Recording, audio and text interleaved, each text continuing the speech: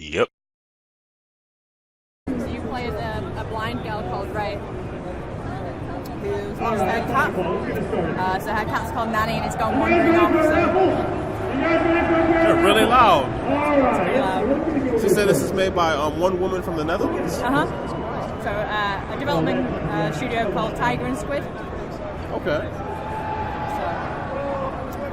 So this is Ray, the main character. Her cat Nanny has unfortunately wandered off, so she's kind of venturing outside for the first time to try and find her cat. She's a little bit of an introvert, so everything is new to her, which is why as we walk and explore, the world will kind of fill in. I thought she was dreaming. No, this is her just not understanding and learning for the first time in exploration.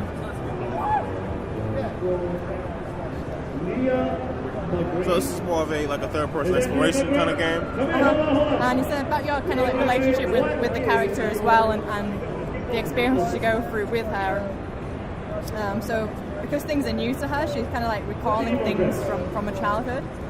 So at one point in the game, she hears like some flopping.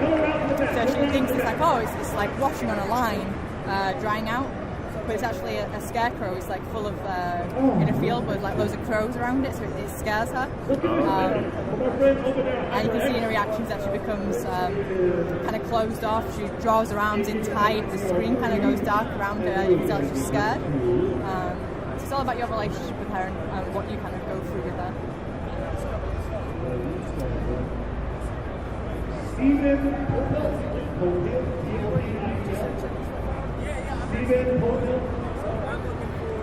It's drawing in so close to her. It's like, wow.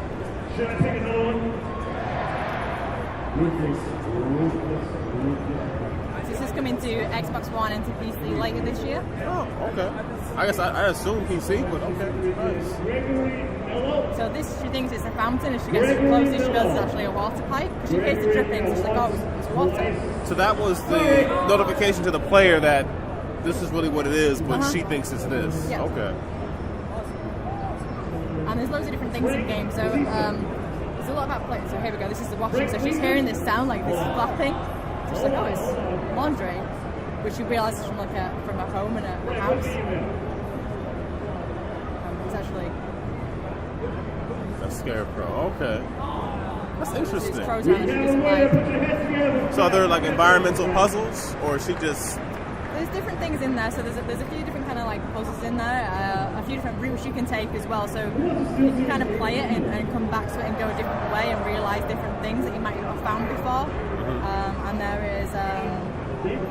there's different little things in there, so at one point she meets a dog later on in the game, and the player's kind of like faced with a choice of whether they pat the dog or whether they leave the dog because she's scared of it, but if she pats it, she'll become friends with it, and then later on, if she meets another dog, she won't be scared anymore.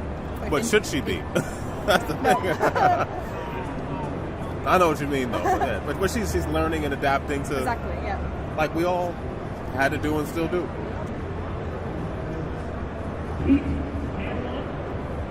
How long is... what's the young woman's name who's working on this?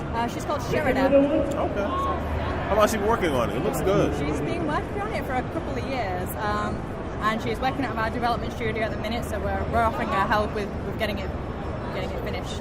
Okay.